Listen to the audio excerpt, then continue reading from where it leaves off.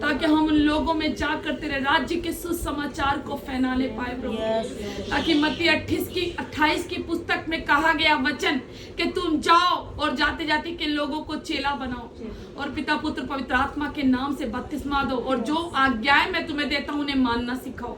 और देखो जगत के छोर तक मैं तुम्हारे साथ रहूंगा। हमें ऐसा बना मेरे परमेश्वर कि प्रभु हम उस कार्य को फैलाने पाए मेरे प्रभु। हम तेरे राज्य की बढ़ोतरी के कारण प्रभु आशीष के योग्य बने पिता। जैसे पौलुस कहता है अपने बुलाए जाने को सोचो कि तुम किस बुलाहट से बुलाए गए हो। किसी दिन बैठो और सोचो कि प्रभु ने आपका चुनाव क्यों किया, प्रभु ने आपको क्यों अपनी सेवकाई के लिए बुलाया। क्योंकि वचन कहता है मसीह किसी भी व्यर्थ के काम में अपना हाथ नहीं डालता। मेरी प्रिय बहनों, प्रभु आपसे अपनी महिमा लेना चाहता है। प्रभु चाहता है आपके द्वारा बहुतों के जीवन को बचाना। प्रभु चाहता है आपके द्वारा आपके पति, आपके बच्चे, आपके घराना आशीष पाए। आज उस बेदारी को मांगेंगे, आज उद्धार के कामों को मांगेंगे। वचन कहता है पुराने नियम में कि जब तक परमेश्वर ना मिल जाए उसे खोजते रहो। आज लोगों की कमियां ये हैं, लोगों ने परमेश्वर को खोजना बंद कर दिया।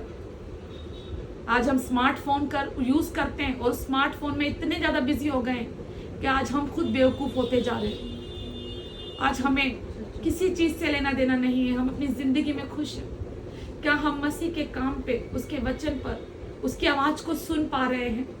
क्या जो काम उसने हमें दिया है, जो जिम्मेदारियां उसने हमें दी है, क्या जो वो हमसे चाहता है हम उसे कर पा रहे हैं? वचन कहता है परमेश्वर हमारे जीवन का आईना है। परमेश्वर का वचन हमारा आईना है। हम अपनी खूबसूरती को उस आईने में निहारते। आज वचन में अपने आप को निहारे और सोचे क्या हम मसीह के काम पर खड़े हैं। हम बहुत खुश होते हैं रात को कि सुबह हमने सब काम निपटा लिए। जो हमने सुबह उठकर सोचा कि कपड़े धोने, खाना बनाना है, स्कूल जाना है, पीटीएम में जाना है, बैंक जाना है, हमने वो सभी जरूरी काम निपटा लिए। क्या हम ये सोचते हैं कि आज पूरा दिन में हमने सब कुछ अपने लिए करा, परमेश्वर के लिए कुछ नहीं किया? तो आज समय है परमेश्वर को बोलने का कि प्रभु तू मुझे तैयार कर पिता, तू मुझसे महिमा ले प्रभु अपने जीवन की पिता, मुझे इस्तेमाल कर प्रभु अपने कार्य के लिए। आइए अपने जीवन को परमेश्वर के सामने रखें। हमारे जीवन की सबसे बड़ी उलझन ये है कि हम अपने ही परिवार में उलझे हुए हैं।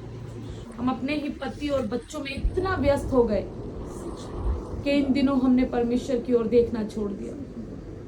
हमें डर लगता है पति से, बच्चों से, कहीं हम मसीह की तरफ ज्यादा घुसेंगे तो उनसे कहीं हमारा रिश्ता खराब ना हो जाए। मेरे भाइयों बहनों, आज परमेश्वर को बोले प्रभु तुझसे ज्यादा इंपॉर्टेंट मेरी जिंदगी में और कुछ नहीं है प्रभु, तुझसे ज्यादा महत्वपूर्ण कोई कार्य नहीं है प्रभु, तुझसे ज्यादा मूल्य मेरी जिंदगी में किसी चीज का नहीं है प्रभु। ये शानो शौकत, ये इज्जत, ये रहमत, ये अच्छी सेहत, ये रंग रूप सेहत, ये सब तेरा फजल है प्रभु। प्रभु मैं भूल गई थी परमेश्वर कि प्रभु मेरे जिंदगी का जो मकसद है प्रभु, मैं उस लक्ष्य से शैतान ने मुझे भरमा दिया था प्रभु। लेकिन प्रभु आज मैं तेरे कार्यों को करने के लिए तैयार हूँ प्रभु। परमेश्वर आज इस संगति में प्रभु कुछ नई बातों को हम सीखने जा रहे हैं प्रभु। सबसे पहले हम प्रार्थना करना चाहते हैं प्रभु इस घर के लिए प्रभु। जैसे तेरी दासी ने इन पूरे समय के दिनों में भी प्रभु परमेश्वर अपने लिए, अपने घर को प्रभु तेरी दासियों के लिए खोला पिता। ये मंडली मिलकर प्रार्थना करती है मेरे प्रभु।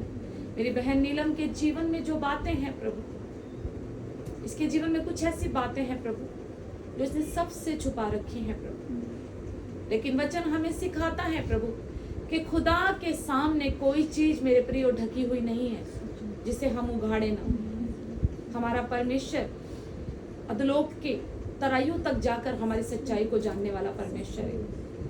वचन संहिता का अध्याय कहता उसकी आंखें धर्मियों पर और अधर्मियों पर लगी रहती है और वो दोनों को जांचता है और वो देखता है कि वो कौन कैसा परमेश्वर है। आइए आज सभी लोग बहन के लिए प्रार्थना करेंगे। मेरी बहन, आपको मैं वचन बताना चाहती हूँ। एक जगह वचन कहता है श्रेष्ठ गीत में, सुलेमान ने कहा कि मेरा परमेश्वर घने जंगलों में मेरे लिए सेब के पेड़ के समान लबलबाता हुआ वृक्ष है।